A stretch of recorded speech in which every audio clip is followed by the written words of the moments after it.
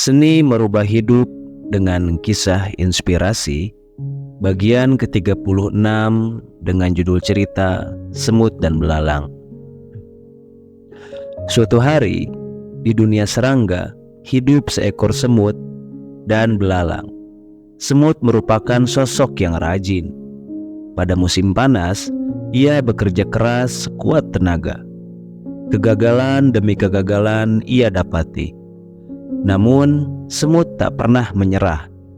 Akhirnya, semut pun berhasil mendirikan banyak perusahaan dan mengumpulkan banyak uang. Uang-uang tersebut hanya ia gunakan sebatas keperluannya saja, sehingga tabungannya menumpuk di bank. Belalang juga sosok yang rajin. Ia pun seorang pekerja keras. Yang membedakannya dengan semut adalah ia jarang menabung. Seluruh uangnya dihabiskan begitu saja untuk memuaskan berbagai macam keinginannya. Bukan hanya itu, belalang pun sering mengolok-olok cara hidup hemat yang dijalani semut. Hidup hanya sekali, maka dinikmati saja, kata belalang. Beberapa bulan kemudian, saat musim hujan tiba, semua sektor pertanian harus berhenti. Salju turun terus-menerus tiap hari. Krisis ekonomi pun mulai melanda negeri serangga. Selanjutnya dapat ditebak, bisnis si belalang juga ikut jatuh. Belalang menjadi miskin dan mulai hidup di jalanan. Namun, belalang adalah serangga yang tergolong cerdas. Dengan perencanaan yang matang, belalang mulai menulis di koran-koran tentang bagaimana mewahnya kehidupan si semut. Sementara ada serangga-serangga lain, termasuk dirinya, yang sedang kelaparan. Dengan bantuan mantan rekan-rekan bisnisnya, belalang menggelar konferensi pers dengan tema "Mengapa di negeri yang kaya ini masih ada belalang yang kelaparan?" Semua wacana yang ia buat saat konferensi pers tersebut ditujukan untuk menyerang kaum kapitalis, termasuk si semut. SSTI, SSTV, dan beberapa TV swasta lain mulai mengangkat kehidupan belalang dengan menampilkan video kehidupannya yang memprihatinkan separuh layar. Kemudian pada separuh layar yang lain ditampilkan kehidupan semut yang penuh kemewahan. Bahkan Jangkrik, si penyanyi terkenal, juga ikut mendukung gerakan si belalang. Di berbagai acara televisi, Jangkrik menyanyikan lagu "Tidak Mudah Menjadi Hijau". Dalam sebuah wawancara di program televisi yang cukup terkenal, Seribu Mata, Ketua DPS atau Dewan Perwakilan Serangga, Nyamuk, mengatakan bahwa ia sangat simpati dengan hal ini. Akhirnya, sidang DPS pun digelar dan mereka memutuskan untuk menaikkan pajak kepada serangga-serangga yang sangat kaya, termasuk si semut. Namun, gerakan belalang ternyata tidak berhenti sampai di situ. Berbagai usaha lain yang ia lakukan agar dapat mengakuisisi seluruh kekayaan semut. Belalang juga mulai berteriak di berbagai media bahwa perusahaan-perusahaan milik semut adalah biang utama kemiskinan di negara serangga. Sekali lagi, usaha ini didukung oleh banyak pihak, termasuk pers. Pemerintah pun geram. Seluruh kekayaan semut disita oleh negara. Separuh perusahaan milik semut, termasuk rumah mewahnya, diberikan kepada belalang. Belalang yang saat ini telah dianggap sebagai pahlawan kemiskinan dipandang lebih pantas mengelola itu semua. Beberapa bulan kemudian, musim dingin pun berakhir. Belalang mulai terlena dengan kekayaan. Ia mulai terjerat narkoba, perusahaannya bangkrut satu persatu. Dan seperti sebelumnya, belalang kembali jatuh miskin. Tidak ada yang mengenalinya saat belalang tewas di pinggir jalan akibat overdosis. Lalu, bagaimana dengan semut? Tidak ada kabar yang pasti tentang dirinya. Beberapa serangga mengatakan bahwa semut telah pindah ke negeri seberang dan merintis usaha barunya di sana. Pesan inspiratif dari kisah ini adalah, inilah cermin nyata kehidupan sebagian manusia di dunia. Ada yang berlaku jujur dalam usahanya, ulet, pantang menyerah, dan hemat. Kemudian ia meraih kesuksesan. Namun harus menjadi sasaran fitnah dari seseorang yang iri dengan keberhasilan yang diraihnya. Lebih disayangkan lagi, ternyata fitnah-fitnah itu didukung oleh banyak kalangan, sebab mereka tak pernah menganalisis secara mendalam mana kebenaran dan mana yang sesungguhnya berisi fitnah. Namun satu hal yang pasti, kebenaran akan selalu dapat mengalahkan kebatilan, cepat atau lambat. Di dunia ini ataupun di kehidupan yang akan datang, kebenaran pasti akan terungkap dan kebatilan akan lenyap. Maka siapapun di antara kita yang saat ini sedang diguncang oleh fitnah-fitnah manusia yang tak bertanggung jawab, tetaplah bersabar dan berbesar hati. Bila Anda di posisi yang benar, waktu akan membawa Anda pada kemenangan. Yakinlah.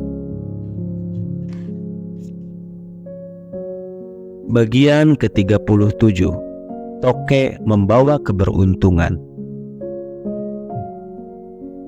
Suatu hari, ada seorang petani yang mempunyai sepetak lahan. Ia bingung ladang tersebut akan ditanami melon atau semangka. Tiba-tiba, toke yang bersarang di plafon atap rumahnya itu berbunyi. Dengan sigap, petani itu berseru, "Melon!" Toke itu berbunyi lagi, "Toke!" Petani itu pun berseru lagi, "Semangka!" Dan begitu seterusnya. Beberapa kali hingga toke tersebut berhenti berbunyi. Kata terakhir yang diserukan petani tersebut adalah melon. Maka petani itu pun memutuskan untuk menanam melon di ladangnya. Beberapa bulan berlalu, dan ternyata tanaman melonnya tumbuh subur. Sangat berbeda dengan tetangganya yang menanam semangka. Semangka tetangganya tersebut hampir semuanya gagal panen tanpa sebab yang jelas. Toke itu sumber dan simbol keberuntunganku, gumam si petani. Sore harinya, seorang pedagang melon datang ke rumah petani tersebut. Ia menawarkan diri untuk membeli semua hasil panen melon di atas harga pasar. Padahal di sisi lain, petani itu sudah berencana menjual melon ke KUD. Dijual ke orang itu tidak ya?" bisiknya. Tiba-tiba toke itu berbunyi lagi, "Toke!" Sekonyong-konyong petani itu berseru, "Iya!" Toke itu pun berbunyi lagi, "Toke!" Petani pun berseru lagi, "Tidak!" Dan begitu seterusnya. Beberapa kali hingga toke tersebut berhenti berbunyi. Kata terakhir yang diserukan oleh si petani adalah "Tidak!" Maka petani itu pun menolak menjual melon kepada pedagang itu dan lebih memilih menjualnya ke KUD, sekalipun dihargai lebih murah. Kali ini keberuntungan kembali menghampiri si petani. Pedagang tersebut ternyata seorang penipu. Dengan berbagai tipu muslihat, pedagang itu berhasil menipu salah satu tetangganya dengan membawa lari seluruh hasil panen tanpa dibayar sepeser pun. Petani itu sangat bangga dengan tokeknya. Dengan sedikit berusaha, akhirnya ia berhasil menangkap toke itu. Toke tersebut diberi sangkar yang besar dan bagus. Segala kebutuhan si toke dipenuhinya setiap hari. Bulan demi bulan pun berlalu, dan seperti biasa, toke tersebut selalu membawa keberuntungan bagi petani itu. Apapun yang menjadi keputusan petani, selalu menunggu jawaban si toke. Cerita pun terus berlanjut. Si petani membuat semacam standarisasi bagi jawaban si toke. Bunyi pertama ia artikan sebagai ya, dan bunyi kedua diartikan sebagai tidak. Standarisasi bunyi toke ini pun berhasil. Lambat laun, petani itu menjadi kaya raya. Ia telah menjadi salah satu tuan tanah terkaya di desanya. Tahun demi tahun terus berlalu. Namun akhir-akhir ini toke tersebut selalu membawa si petani kepada keputusan yang salah. Beberapa kali jawaban si toke selalu mengarah kepada kesialan semata. Ia telah membuat sang petani kehilangan tanah karena sengketa, salah memilih pupuk, salah cara dalam mengairi sawah, kehilangan istri, dan seabrek masalah-masalah lain. Keadaan petani itu kini jauh lebih buruk, bahkan dari keadaan sebelum ia menemukan si toke. Lambat laun petani itu menjadi benci kepada si toke, dan ia pun berseru, "Aku bodoh." Seperti diperintah, toke di dalam kandang itu kemudian menyahut satu kali, "Toke." Pesan inspiratif dari kisah ini adalah Tuhan menganugerahkan akal dan hati kepada manusia. Keduanya adalah media yang disediakan oleh Sang Pencipta agar manusia mampu mengambil keputusan yang tepat. Sedangkan si petani lebih memilih menjadikan suara si toke sebagai acuan, pertimbangan, daripada menggunakan akal dan hatinya. Kalaupun terjadi kebenaran pilihan, itu hanya berdasar pada unsur kebetulan. Ada sekelompok orang yang berpandangan bahwa jenis-jenis burung tertentu jika dipelihara di rumah akan membawa keberuntungan. Tentu ini cara pandang yang tidak lazim, sebab keberuntungan hidup sesungguhnya tergantung pada tingkat usaha yang kita lakukan, di samping cara kita memaknai kehidupan yang kita jalani. Maka, bila kita ingin mengambil suatu keputusan, gunakanlah akal dan hati sebagai pisau analisisnya. Apapun hasil yang diperoleh setelah keputusan itu diambil, pasti jauh lebih bermakna daripada sebuah keputusan yang didasarkan pada bunyi toke.